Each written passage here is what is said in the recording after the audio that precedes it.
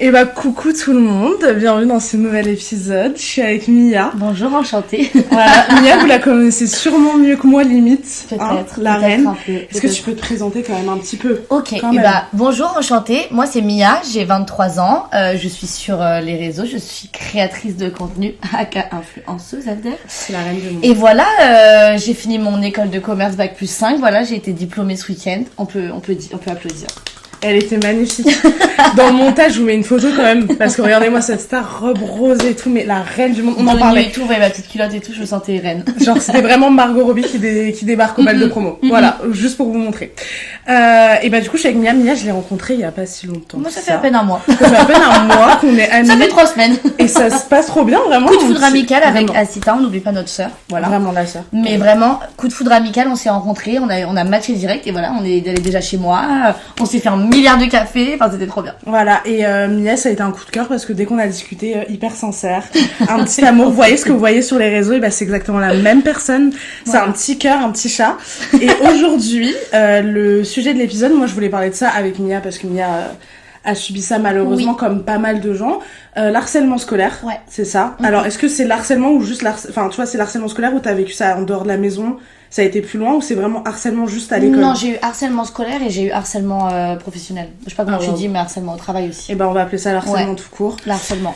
Et du coup, je voulais un peu revenir sur ça parce que c'est quand même hyper intéressant d'entendre comment tu t'en es sorti, comment tu grandis avec ça et tout. Et voilà, donc j'espère que ça va vous plaire cet épisode. Je mets quand même un petit trigger warning si des gens qui veulent pas écouter ça. Au cas où c'est complètement ok. Et c'est complètement ok. Ouais, vraiment. S'il y a des gens qui n'ont pas envie d'entendre parler de ça, que ça leur rappelle des mauvais souvenirs, voilà. Après, je pense que vous devriez écouter quand même parce que je pense que ça vous ferait du bien d'entendre la version. Ça fait aussi du bien. Des victimes. Ouais, ça fait aussi du bien et tu te rends compte qu'on n'est pas tout seul. Voilà. Que des gens comme Mia aujourd'hui qui sont influenceuses et qui vont très bien, qui au final ont quand même vécu un truc pas facile. Donc, Mia, explique-nous un peu comment ça a débuté, à quel âge, qu'est-ce qui s'est passé, pourquoi? Ok, waouh, ça va, ok. Je vais essayer de synthétiser tout ça dans ma tête. T'inquiète pas. J'ai commencé à être harcelée, je dirais vers 4e. Et ça s'est fini vers la terminale juste avant le Covid. C'est-à-dire que moi je suis une 2002, donc le Covid, moi je l'ai vécu, donc j'ai pas été à l'école pendant plusieurs mois et tout. Et c'est là où, quand il y a eu le Covid, mon harcèlement il s'est arrêté. Il n'y a pas eu de continuité en ligne parce que je les ai tous bloqués. Mais ça a commencé pourquoi? Parce que j'étais une fille hyper, entre guillemets, spéciale. J'étais très maigre, j'avais pas de forme, c'était très facile de me descendre parce que j'avais pas non plus la répartie qui allait derrière. Et j'avais tellement peur de toujours décevoir les gens ou de toujours être de trop que je préférais toujours me taire en me disant non mais c'est parce qu'ils veulent, c'est parce qu'ils m'aiment bien quand même. Ils disent ça parce qu'ils m'aiment bien. Ils m'aiment bien quand même. Ouais. Et puis après j'ai commencé à devenir un peu plus spéciale où à la fin de ma 3e, quand mes premiers harceleurs, on va dire que je leur ai dit bye bye, eh bien je suis allée en seconde et je voulais que tout le monde soit mes amis. Erreur à ne plus jamais refaire parce que personne n'était mon ami in fine. Et j'ai commencé à aimer la K-pop, j'ai commencé à avoir les cheveux roses, j'ai commencé à me faire des trucs tatouages sur le visage, me faire percer, etc. Et les gens détestent la différence. Et les gens détestent la différence. Mais ce qui a beaucoup marqué, c'est que j'étais quand même très extravertie. Malgré mon harcèlement, je suis toujours restée très extravertie. J'étais un peu le clown du coup. Tu vois ce que je veux dire? Et j'étais très maigre en fait. Et en fait, c'était tellement facile de me terminer. Mais t'avais des amis ou t'étais vraiment seule? Non, j'avais des amis quand même. Ok. Ouais, j'avais des amis. Et elle te soutenait? Elle te défendait ou des choses comme ça? D'une certaine manière, oui. D'une autre, on va dire qu'elles étaient un peu plus spectatrices parce que, in fine, elles aussi, c'était des petites filles. Elles aussi, elles voulaient avoir des amis. Et puis, c'était difficile. Mais en même temps, il y en a qui, oui. Il y en a quand même, oui. Ok. Et du coup, ton harcèlement, toi, c'était genre physique, c'était moral, c'était quand t'arrivais à l'école, c'était des mots sur internet, c'était quoi? Non, c'était... en fait, il y a eu trop de situations. En fait, je pourrais même pas te dire, honnêtement, je pourrais même plus te dire si c'était genre tous les jours ou si c'était genre une fois de temps en temps. Dans mes souvenirs, c'était une fois de temps en temps, mais quand c'était une fois de temps en temps, c'était hardcore. Les premières années, c'était plus du... on te met de côté et on te fait bien comprendre que t'es une grosse merde et que tu seras pas notre ami, tu vois. Seconde, c'était différent, c'était un groupe de garçons qui voulaient me frapper. Ils ont pas réussi, Dieu merci.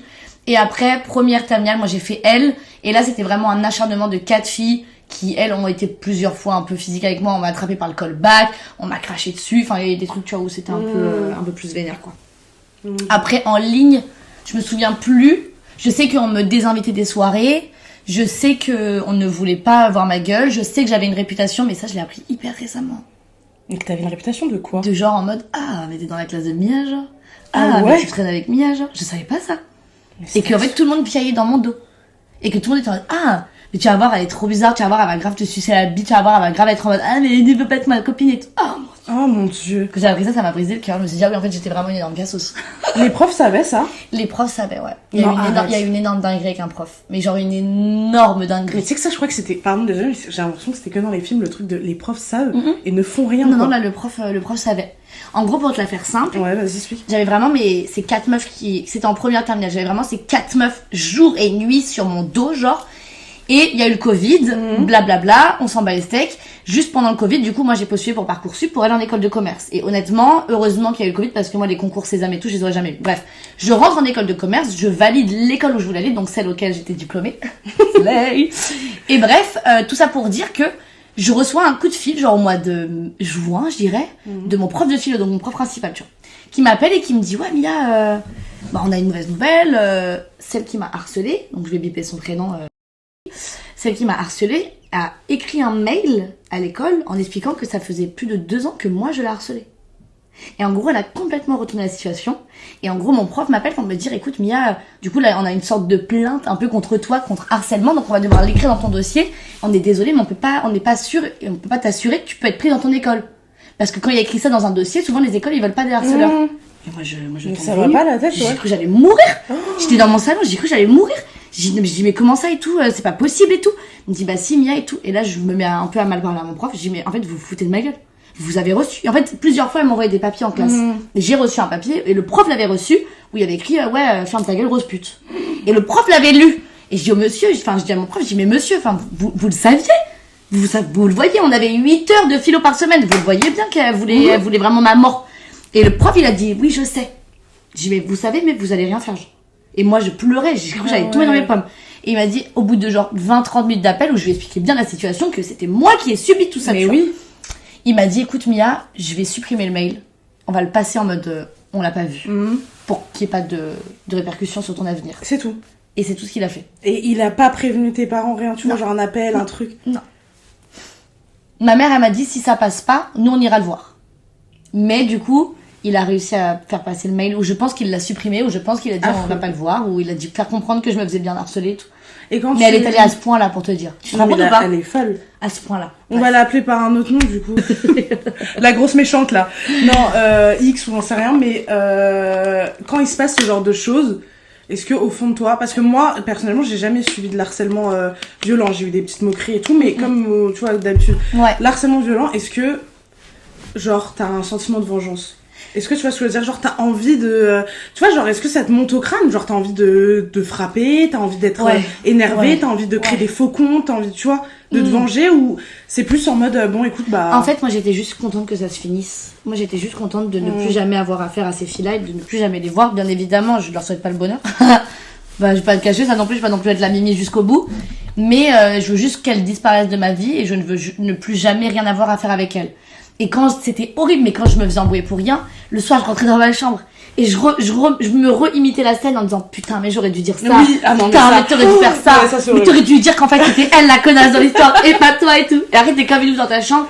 Après moi j'ai fait 3 tentatives de suicide, j'ai fait 3 TS, j'étais trop malheureuse, j'étais trop mal dans ma peau, j'avais l'impression que c'était toujours de ma faute. Et en fait le truc du harcèlement, et c'est ça le truc un peu vicieux du harcèlement, c'est que c'est quelque chose que tu subis et que à la fin tu acceptes parce que tu sais qu'il y a personne qui peut changer ça. Donc ça te met tellement dans une position de victime que inconsciemment t'as même plus envie de faire ta victime, t'es juste en mode bon ok je vais me faire harceler, vas-y, go with the flow, c'est pas grave. Tu te réveilles le matin, et c'est un peu quelque chose tu subis ton harcèlement mais du coup tu l'acceptes d'une certaine manière. Tu te dis bon, tu te dis de toute façon bah écoute, de toute façon dans tous les cas, en fait dans ma tête moi c'était pour ma vie Je me dis dans tous les cas ça fait 7, je sais même pas comment te dire, 4ème seconde, enfin 4ème terminale ça doit faire 7 ans, un truc comme ça. 7 ans que je me fais harceler, mais pour moi, si j'allais me faire harceler toute ma vie. Donc, limite, c'était un truc avec lequel j'apprenais à vivre, tu vois. Ok, donc les parents étaient au courant, donc les seules personnes qui pouvaient vraiment être au courant, c'était tes amis, et les profs, et donc personne n'a rien fait. Donc t'étais vraiment seule dans cette merde, on est d'accord. Ok. Ouais, grave. L'enfer. Moi, c'était deep, hein. Mais c'est un peu un truc où, genre, j'ai un peu fait une amnésie de ça. C'est-à-dire que je me souviens, j'ai des moments, c'est ancré en moi. Genre, je me souviens des paroles que certaines personnes ont dit, des mouvements hyper brusques, des gifles et tout ça, je me souviens. Mais Il y en a carrément, dis-toi, je me souviens même plus de leur place. Non, mais tu sais que ma soeur, je t'avais dit, ma soeur, elle s'est fait harceler, tout comme ça, et j'ai fait un reportage sur elle en fin de fac et tout, et elle a dit la même chose que toi. Elle a dit, enfin, c'est même pas fait exprès, mais genre, son cerveau a l'impression ça a trié. Ouais. C'est-à-dire, il y a des moments, elle ne peut jamais elle sait qu'elle s'est fait harceler cette période, mais elle va se souvenir que de genre 2-3 actions. Ouais. Tu vois, Moi, elle va pas se souvenir du reste. Parce qu'il y a des trucs où, je suis tellement pas nostalgique, et ma vie n'est tellement pas centrée sur mon harcèlement, mes harceleurs, et le fait que j'étais triste, qu'en fait, j'oublie. Et ça m'arrange, genre là, qu'est-ce que ça m'arrange? Bah oui. J'ai écrit, j'écrivais beaucoup quand j'étais gamine, j'avais mes journaux intimes, donc je sais que quand j'ouvre mes journaux, je suis un peu en mode trigger warning, je suis en mode wow, what the fuck.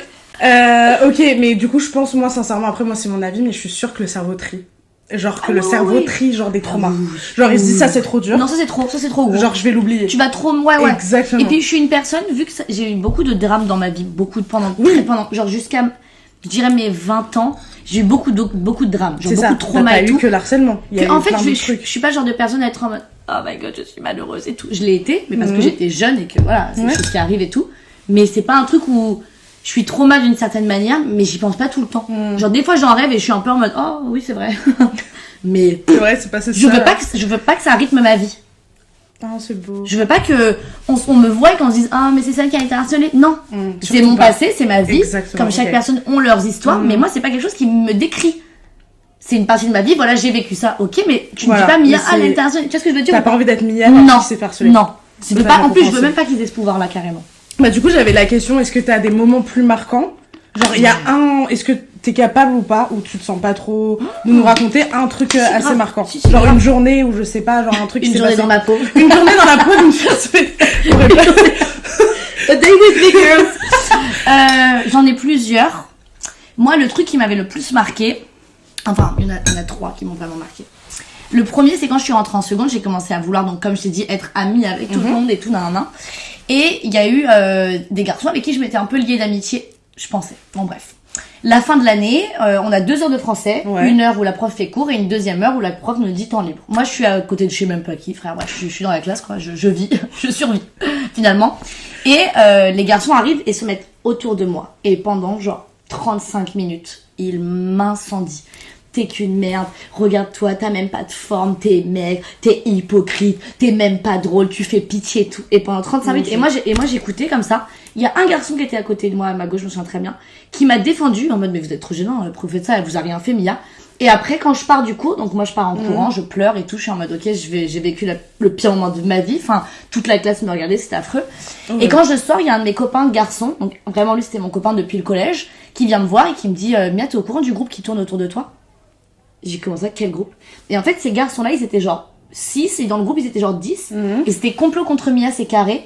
Et en fait, leur but, c'était qu'à la fin de la dernière journée de cours, donc ce jeudi-là où on avait 2 heures de français, c'était qu'à la fin du cours, ils m'attendent à la sortie et qu'ils me tabassent. Non mais quoi? Et sauf que vu que c'est gros cassos là, ils ont rajouté mon copain, il a vu le groupe, il a dit mais si vous touchez un cheveu de Mia, je vous tue en fait. Et vu que ce mec faisait un peu flipper, et ben les garçons, ils ont rien fait. Mais il y avait vraiment un groupe contre moi, complot contre Mia, c'est carré. Ils se disaient, ok, on sait qu'elle va sortir à cette heure-là. Ok, on l'attendra dans l'angle de la rue. On va lui défoncer sa gueule à cette... des trucs comme ça. Donc voilà, donc ça, je suis rentrée traumatisée. Deuxième trauma, il y avait une de mes... donc dans mon groupe de 4 harceleuses, là, quand j'étais en L, il y en a une, c'était une femme très grande, balèze, qui faisait vraiment hyper peur. Vraiment, elle faisait hyper peur. Et qu'est-ce que j'avais le mort qu'elle m'ait choisi? Qu'elle avait choisi moi, terreur nocturne. Elle était effrayante. Et du coup, si je lui donne... En fait, c'était que des trucs en mode... Elle, c'était plusieurs actions. Genre, si je lui donnais pas mon devoir maison, elle allait m'attraper par le callback, elle allait me pousser, elle allait me soudoyer jusqu'à ce que je lui donne mon devoir maison. Des fois, vu que j'étais très maigre, des fois, elle venait me voir et elle me déposait un Kinder Bueno. Elle me disait, faut que tu manges parce que j'ai l'impression que tu vas mourir, quoi. Là, j'ai l'impression que tu vas mourir. Et elle me le foutait dans la bouche en mode, vas-y, mange ton Kinder Bueno, là. Tu vas mourir, Mia. Tu es tellement maigre. Et dernier, il y a une fille que elle, c'était mon... Elle, je la détesterais toute ma vie. C'est pas possible, j'ai jamais vu quelqu'un d'aussi méchante. Mon Dieu. Et bah, elle m'avait craché au visage. Voilà. Elle avait fait... on s'était embrouillé, enfin, elle m'avait embrouillé, et pour la première fois de ma vie, je m'étais défendue. Elle a dit... Non mais... Mais dans ces moments-là, tu fais quoi? Tu t'essuies, tu pars? Bah meuf, tu veux faire quoi? Mon rêve, c'est d'arrêter de la boxer. Bah oui, mais tu peux pas faire ça, je comprends. En plus, moi, j'ai un daron qui fait du kung-fu et du MMA. Donc, comment te dire que je rêverais d'être mon daron à ce moment-là, tu vois? Et de lui défoncer, de lui faire perdre toutes ses chicots. Mais bon, non. et bah tu te tapes le crachat et t'es en mode... Ah, ok. Et tu t'en vas. Et puis tu vas t'essuyer son crachat dégueulasse. Bon. Que des trucs comme ça. Et tout le temps. Tu rentrais, tu t'écrivais quoi? C'était ça? Ou c'était quoi pour extérioriser? T'avais une passion, un truc, tu vois, genre là-dedans, j'en sais rien. J'ai jamais eu de passion, bébé. Ok, donc tu C'était un rentrais. peu mon drame de ma vie, ça Tu aussi. rentrais et tu dormais. Ou t'avais un besoin de genre. Tu vois, genre il y avait un semblant quoi. Ok. Si je rentrais, je pleurais un bon coup, ou sinon je me baladais, je marchais sans fin, ou après sinon meuf j'allais rejoindre mes copines. Hein. Ouais. J'allais Ok. rejoindre mes 4 pauvres copines et puis voilà, on allait faire rien, voilà, à plat. Je me souviens même pas pour te dire. Je sais même pas. Non mais je capte. Parce que je ne voulais tellement pas rentrer chez moi, comme je ne voulais tellement pas être à l'école que je pouvais tourner en rond dans la vie. Où j'écoutais de la K-pop. C'est chaud. Voilà, j'étais fan de BTS, voilà. T'es toujours fan ou pas? T'as vu, ils ont sorti un nouveau truc. Je les adore moi. En fait, c'était un peu mon truc réconfortant. Genre, j'ai toujours eu. Enfin, je sais pas comment expliquer parce que c'est hyper bizarre et ça peut paraître un peu. Voilà, ça rentre dans ma tête, tu vois. Mais, je me suis jamais vraiment. Genre en mode mis 10 pieds sous terre ou vraiment être dans un état parce que j'étais tellement en mode. Je sais pas comment t'expliquer. Dans ma tête, j'ai mon univers à moi. Donc en fait, je rentrais chez moi et puis j'allais apprendre à faire des petits tatouages pour me dessiner sur le visage, où j'allais commencer à me dire, ok, bah moi j'étais très passionnée de la Seconde Guerre mondiale, donc quand je rentrais, bah j'étais trop contente de savoir que j'allais pouvoir regarder mon documentaire ou lire mes livres ou apprendre des trucs sur les Einsatzgruppen ou des trucs comme ça, genre Sonderkommando et tout, j'étais comme une ouf. Et puis j'avais mes petits BTS, mes petits K-dramas où genre je savais que bah, y avait mon univers dans ma tête qui m'attendait, tu vois. T'avais un moyen d'extérioriser avec ça quoi. Trop mignon. Ouais. Bon. Oui, c'est pas grave, t'inquiète. Bah oui. Est-ce que t'aurais des petits conseils? Alors c'est un peu teuteux hein, et cucu de dire ça, mais c'est important. Est-ce que t'aurais des petits conseils pour une personne qui se fait harceler, qui subit ça en ce moment? Moi j'aurais dit, en fait le truc c'est que c'est trop compliqué d'en parler et c'est trop facile de dire il faut aller voir des gens parce que c'est trop compliqué. Et puis t'as la flemme et puis t'as pas envie d'afficher sur la place publique ton malheur et tout, donc ça fout un peu la flemme. Moi je dirais, en fait c'est compliqué de sortir d'un harcèlement bébé. Moi j'ai réussi parce que c'était la fin des études. Mais c'est trop compliqué. Soit tu vis vraiment dans ton monde où tu demandes à changer d'école, où tu te fais vraiment une nouvelle vie. Soit juste t'es courageuse et tu vas les confronter ou tu en parles vraiment à des adultes. Mais souvent, tu crois quoi, ta daronne, elle va attendre à la sortie du décours, elle va dire tu arrêtes d'harceler ma fille, tu vas arrêter de faire ça. Qui va arrêter, frère? Ouais, c'est des gamins, il y a trop une pression mentale où ils s'en battent, ils s'en foutent. Ils ont rien à foutre que tu te harcèles. Et pour eux, ils vont être en mode, mais on peut pas faire des blagues sur toi, c'était trop susceptible si on fait des blagues sur toi. Mais la blague, elle est longue. Moi, je pense juste qu'il faut que ta safe place à toi. Genre, t'as le droit d'être malheureuse. Dis-toi que c'est pas pour la vie. Dis-toi que tu vas pas te faire harceler toute ta vie parce que les gens mûrissent, les gens grandissent et même toi, t'as envie d'autres choses. Et peut-être qu'au bout d'un moment, tu te rebelleras et tu te diras, ok, là, j'en ai marre, ça suffit, j'en ai trop marre et tu passeras à autre chose. Mais ça peut pas être continuel. Tu vois ce que je veux dire ou pas? Moi, quand je suis rentrée en école de commerce, premier jour de rentrée, je pleurais, j'ai appelé ma mère, je fais une crise d'angoisse, j'ai dit écoute, tu me ramènes à la maison, je vais arrêter d'aller à l'école. En fait, je sais très bien que je vais me refaire harceler, ça sert à rien. Ma mère elle m'a dit non, faut que tu y ailles et tout. Et en fait, quand je suis arrivée, personne me connaissait. Personne savait la réputation, personne savait que moi j'avais vécu ça. Donc en fait, j'avais le droit d'être qui je voulais. Donc j'avais le droit d'être moi-même. Et là, ça a matché. Et là, toutes mes copines actuelles, bah, c'est mes copines d'école de co. Enfin, j'en ai un peu de partout des copines. Mais celles d'école de commerce, elles m'ont dit mais nous, on t'a kiffé dès qu'on t'a vu, tu vois. Moi, je pense que c'est un peu le truc de il faut parler parce que c'est important de parler. Oui, mais il faut parler pour. Après, moi, ce que ma sœur a dit aussi, c'est genre le plus important, c'est de réussir à changer de vie. Moi, je pense qu'il faut réussir à en parler, mais dire aux parents, c'est pas genre je veux arranger le problème dans l'endroit où ça se passe. Je veux partir de l'endroit. Genre, c'est pas. En fait, tu peux pas guérir dans un endroit qui te rend malade. Non, impossible. Des fois, il faut vraiment guérir. Et les gens peuvent pas changer parce que les gens, c'est des monstres. Donc, le mieux pour moi, c'est vraiment d'en parler. Parce que c'est important de parler, mais surtout d'en parler pour changer, en fait. Parce que. Et n'oublie pas une chose, parce que moi, quand j'ai fait quand j'ai fait mes TS, j'ai grave voulu mourir. Ma vie a pué trop la merde. J'étais vraiment en mode, ok, bah, personne m'aimera. J'avais jamais rencontré un garçon. J'avais jamais fait un bisou. Mon premier bisou, je l'ai fait à 19 ans. Enfin, tous les garçons, ils me draguaient parce que mes copines étaient belles, mais que moi, j'étais la grosse poucave du côté, genre. Donc, en fait, il y a ce truc aussi où, moi, quand j'ai voulu mourir la dernière fois, j'ai eu un truc dans ma tête où j'avais mal partout, je voulais vraiment laisser ma peau et j'ai eu un élan de lucidité dans ma tête. Et je me suis dit, attends. Tu reprends ta vie entre tes mains et tu te dis, ok, là, je suis en train de mourir pour qui? Tu meurs pour des gens qui vont juste te dire, toi, t'es comme ça, toi, t'es comme ça. Mais tu meurs alors que t'as rien fait. T'as tué personne, t'as pas brûlé des gens, enfin, t'as rien fait de mal. Donc, c'est-à-dire que t'es prête à mourir pour des gens qui, eux, t'ont fait comprendre que toi, t'étais une merde alors que tu n'as rien fait. Et là, je me suis dit, attends, mais le mal, il est où, là? C'est qui devrait avoir envie de mourir? Tu vois ou pas? Et je me suis dit, mais en fait, c'est pas possible de vivre ça. Donc je préfère maintenant me reprendre en main et me dire si maintenant tu veux vivre ta vie, parce qu'on n'est pas dans un jeu vidéo, ça veut dire qu'une vie t'en as qu'une. Je vais pas me réveiller le lendemain matin et je suis une star, tu vois. ou j'ai pas la vie de Kendall Jenner ou la vie de n'importe qui, on s'en fout. Juste pour dire que j'en ai qu'une, et donc si je dois vivre ma vie, mais viens, on la vit, mais genre, comme si notre vie c'était un truc de ouf.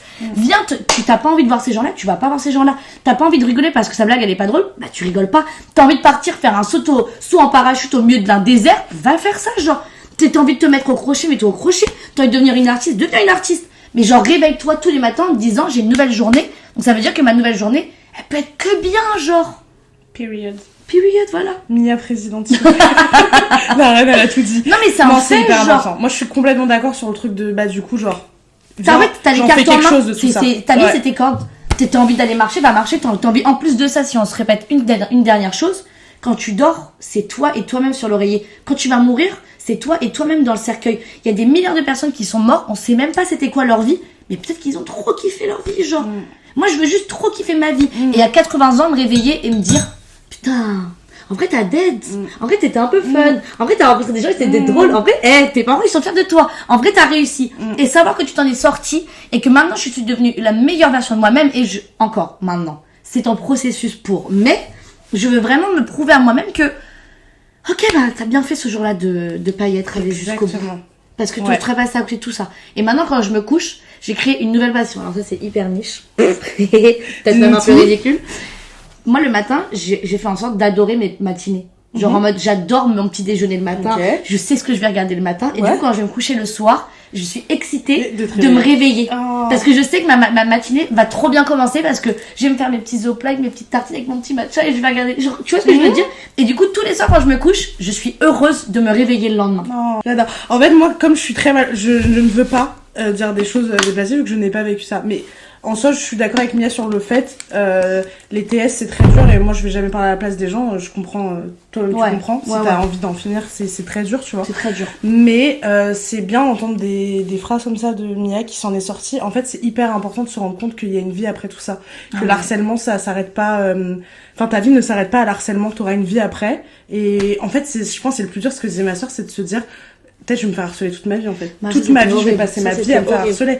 Et puis c'est ok, ça nous rendra plus forts. Et puis voilà, ces gens-là maintenant, je les côtoie plus. J'en ai absolument rien à carrer de ce qu'ils font de leur vie. Tant mieux si elles sont heureuses, tant mieux si elles sont malheureuses. Ah mais en plus c'était ma dernière question. Ma dernière question c'était, est-ce que tu pardonnes ces gens? Non. Toi non.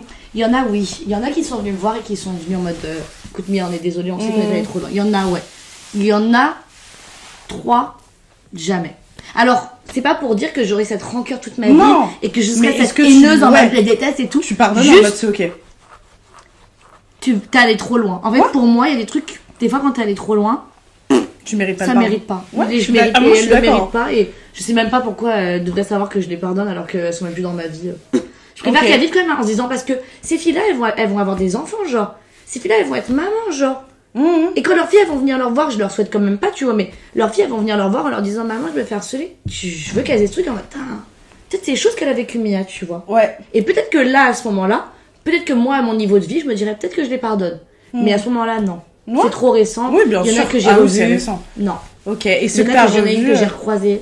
La pire, la X là, la pire. Jour de mon anniversaire, je suis avec mon ex. Et il m'emmène au cinéma pour aller voir un film sur la Seconde Guerre mondiale. Parce qu'on change pas une personne qui gagne. Pouf! Donc on est allé voir un film. Et quand je vais pour aller, donc je traverse la rue pour aller au cinéma. Bon, le cinéma est à 2 portes. Je tourne ma tête. Et je la vois. Mais genre le manteau c'est elle. Je la vois. Et là je me retourne. Je vois flou. Crise d'angoisse mais sans crise d'angoisse. Je cours dans le cinéma. Mon ex est toujours derrière moi. Donc lui il comprend pas ce qui se passe. Je me cache derrière une plante. Et je la regarde à travers la vitre. Et je suis en mode... C'était ma phobie qu'elle me voit parce que inconsciemment dans ma tête je me suis dit si elle me voit elle va me dire oh il y a la grosse bouffonne là-bas. J'ai eu trop peur de son interaction. Ça m'est arrivé une fois de la croiser juste après le Covid. Ça me rend dingue. Et elle m'a insultée dans la rue devant tout le monde donc j'ai dit c'est bon j'arrête. Oh mon dieu. Ouais ça c'était horrible. Et ma meilleure pote elle était là elle m'a défendue. En fait ce qui me rend dingue c'est que c'est aux harcelés de se cacher. Est-ce que tu vois ce qui me... Après même après même 5 ans plus tard c'est encore les harcelés qui se cachent et qui sont encore un peu tu vois. J'aimerais en fait ça serait horrible mais j'aimerais renverser le truc. L'harceleuse elle te voit elle fait une crise de panique. Ouais mon rêve. Je suis marrant mais j'adore ta mentale sur ça. Bah oui mon bébé c'est normal. Je suis contente d'avoir invité Mia. J'espère vraiment que ça vous a plu parce que peut-être on parle un peu plus parce que comme on est copines on est là comme si vous étiez pas là. Vraiment de là il y a... Non mais moi maintenant je peux faire un point de fin. Ah mais pour toutes celles qui vivent ça, ou pour toutes celles qui ont vécu ça, je sais à quel point c'est dur et je sais qu'on le vit de manière complètement différente. Je sais que tu peux te faire harceler au travail, tu peux te faire harceler dans ta famille, tu peux te faire harceler avec tes amis, etc. Enfin, avec tes amis, avec des gens de ton lycée ou quoi que ce soit. Maintenant, faut juste pas t'oublier qu'une chose, c'est que ta vie, c'est ta vie.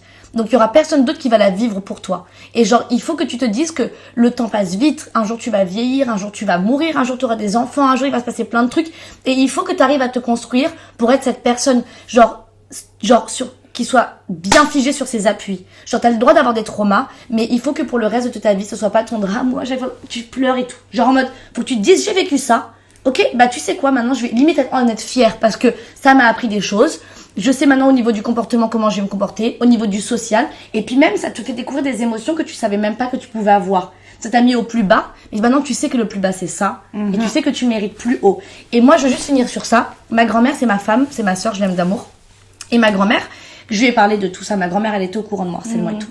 Et elle m'a dit, écoute Mimi, je vais être honnête avec toi. Moi, j'ai 83 ans et nous, on s'est battu pour que notre petite fille, elle puisse avoir le choix, elle puisse avoir l'occasion de prendre des choix, d'avoir des valeurs, d'avoir un compte en banque, d'avoir le mari qu'elle souhaite avoir, etc., etc. Et elle m'a dit, Mimi, ta vie ne peut pas, genre, en mode, être définie par rapport à ce que t'as vécu de dramatique. Il y a des choses, il y a plein de gens dans leur vie qui vont vivre des drames, et c'est pas parce que toi t'en vis que ça veut dire que toi, tu es la victime du monde. Donc elle m'a dit, vis pour nous, mais vis-le aussi pour toi. Elle m'a dit, pense à toutes ces femmes qui n'ont pas eu l'occasion de faire des choses qu'elles voulaient faire, qui ont été bloquées parce qu'elles ont eu leur mari, parce qu'il y a eu ça, parce qu'il y a eu nanana. Elle m'a dit, fais-le pour nous. Imagine-toi que quand tu te bats, et je te dis aussi pour toi, Maëlle, quand tu te bats dans ta vie, imagine-toi qu'il y a une horde de femmes derrière toi qui sont en mode go bestie parce que nous, on est mortes pour que toi, tu puisses faire ça. Et elle m'a dit, ok, t'as été harcelée, mais c'est pas une fin en soi. Elle m'a dit, maintenant, vis ta vie, et imagine-toi que tout ce que tu fais, il y a 1 milliard de filles derrière qui sont en mode bestie, t'es en train de d'être ça, genre. C'est beau, c'est vrai. Et tu le fais pour une raison. Et ma grand-mère, elle m'a dit, pense à moi. Ma grand-mère, elle a été enceinte à 16 ans, sa mère, elle est morte à l'accouchement, son père, il est mort à la guerre, elle a eu une vie vraiment dramatique et tout. Et elle m'a dit, fais-le pour moi. Fais-le pour moi. Elle m'a dit, nous, quand il y avait des chéquiers, quand on a commencé à avoir des chéquiers, les femmes, elles criaient dans la rue, on a un chéquier, genre. Elle m'a dit, fais-le. T'aimes pas ce mec-là, tèche ce mec-là. T'aimes pas ce boulot, fais autre chose. Et ça peut prendre du temps, mais c'est ok. Mais quand, in fine, tu te priorises et que tu penses à toi, la vie, elle est tellement mieux. Donc voilà, c'était mon petit conseil de fin. Bon courage à toutes celles qui vivent ça, parlez-en. Et puis merde, on est des women, genre. On est des femmes, genre. La reine, j'adore ce message de fin, très beau. Voilà, désolée, c'était peut-être un peu long. Non, pas du tout. J'espère que vous avez adoré ce message de fin. Moi, beaucoup. Ça m'a touché carrément. Ça me touchait tout.